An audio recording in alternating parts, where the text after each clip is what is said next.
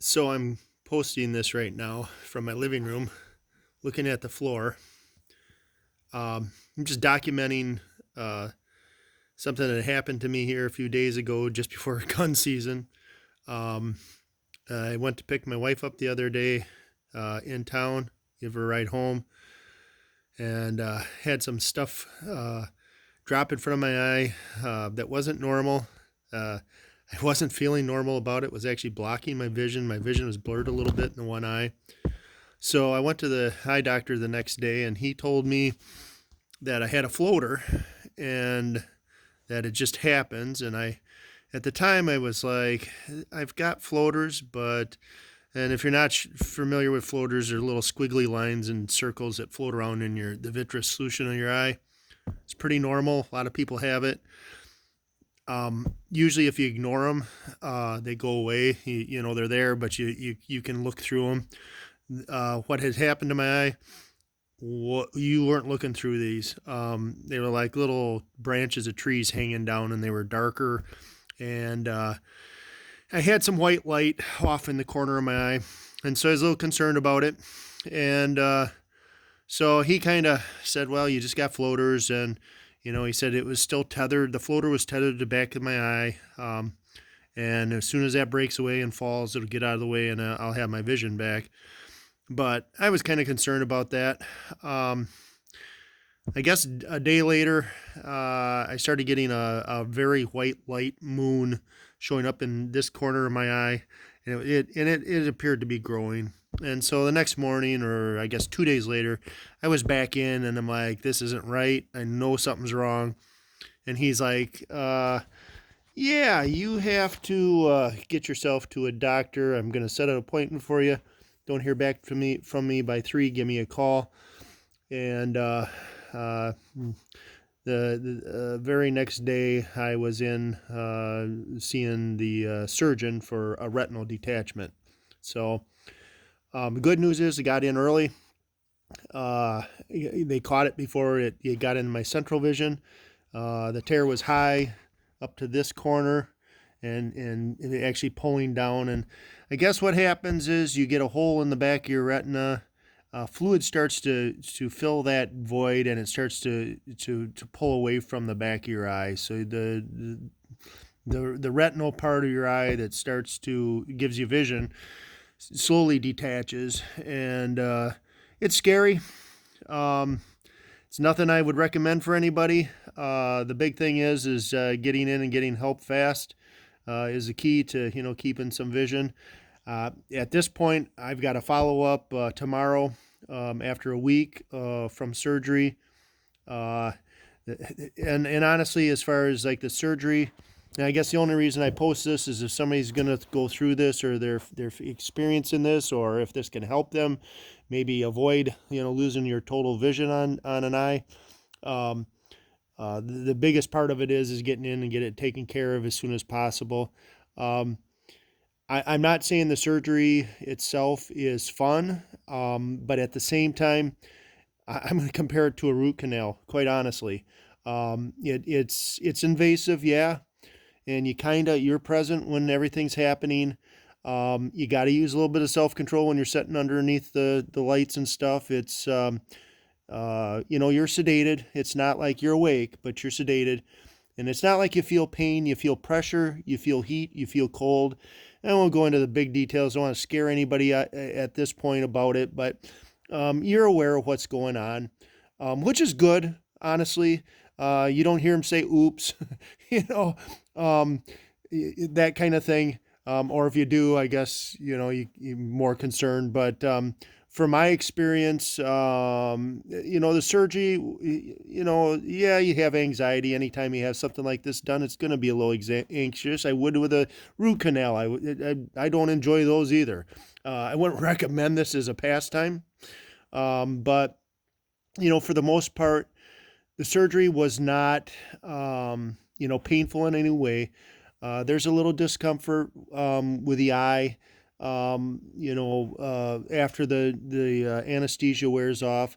It's more pressure and headache, and in fact, outright pain, I really didn't have that. What I've been experiencing through the whole thing has been a little bit more nausea, a headache. I did have a big headache when I was done, and rightly so. They're in your eye and they're doing some invasive stuff.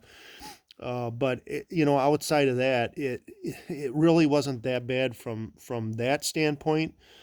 Absolutely, anybody that has the surgery can tell you that the worst part of this whole surgery is the recovery. And if you look, you're looking at my ceiling right now above me. That's because I'm on the edge of my couch with my head over, keeping my eye in position. So, what they do is to reattach that is they suck the fluid out, they cauterize the area with a laser, they push the membrane back to the back of the eye, and then they partially fill the eye with fluid, and then they put a gas bubble in your eye. And at that point, once they get the gas bubble in there, the surgeon's got it the way he likes. He finishes off doing whatever they do. They fill the remainder or do whatever that they need to do. Once they close up, you have a bubble, an air bubble in your eye. And so the idea is that that air bubble pushes up against the back of your eye, and it floats up to the top of the back of your eye where that tear started, and it helps to give you got to give your eye time to heal. So the worst part of it, and it's god awful, is you're facing the floor the whole time. And so for a week I've been looking at the floor. They told me 15 minutes looking at the floor, 10 minutes looking up. I'm guessing, like most people, you don't want to lose your eye. You're trying to minimize the looking up as much as possible and keeping that air bubble in place. Um, my only struggle has been just sore, god awful sore back. You're laying on your belly, and that would be difficult if somebody had breathing issues. Um, there's just a struggle with you've got to be on your stomach looking down at the floor. And you can sit and look at the floor, but your neck gets sore because you're bent over in a half crouch position. I walk around the house with my head down. I don't look up much. um, but beyond that, the surgery, and if you're going through the surgery, I wouldn't freak out so much about that. You're absolutely going to dread the recovery, though. It's horrible. It's just absolutely horrible. The first night was, you're not going to get sleep. It's and it's a waiting game. You can only count the fibers in your carpet so many times. It helps to have iPads, something that you can put on the floor. My wife was able to gin me up, so I can watch TV and stuff. But you're struggling. It was my dominant eye. So my weak eye isn't that great, and I probably need a prescription. Glad I'm going to have to probably go and do a prescription thing if I'm going to function with my weak eye, because it's not as good. The gas bubble is going to be there for a while, and until that is reabsorbed, you basically don't have, you have vision, but it's like looking through the bottom of a water glass, and it's everything's distorted and cloudy, and the eye. This is wonderful compared to what it looked like yesterday and the day before. Um, so you're going to have a horrible looking eye. If you have, I've got a pretty tough threshold for stuff in my eyes. I've just had a lot of stuff in my past. If you're sensitive with your eyes, that way, you're going to feel the incisions in the eye, and it's going to feel crusty and itchy and matty. And they absolutely tell you don't touch your eye, stay out of it. Don't use water in it the first week. You're trying not to get bacteria in there and get a bacterial infection, which would make this all the worse. With that in mind, you're kind of being real careful. I have an eye patch at night I put over when I sleep. Other than that, the biggest dread of it all is that you're doing nothing looking at the floor, and it's boring as heck. Um, so, Hopefully, if somebody is experiencing this, God help you. It's you just got to go through it.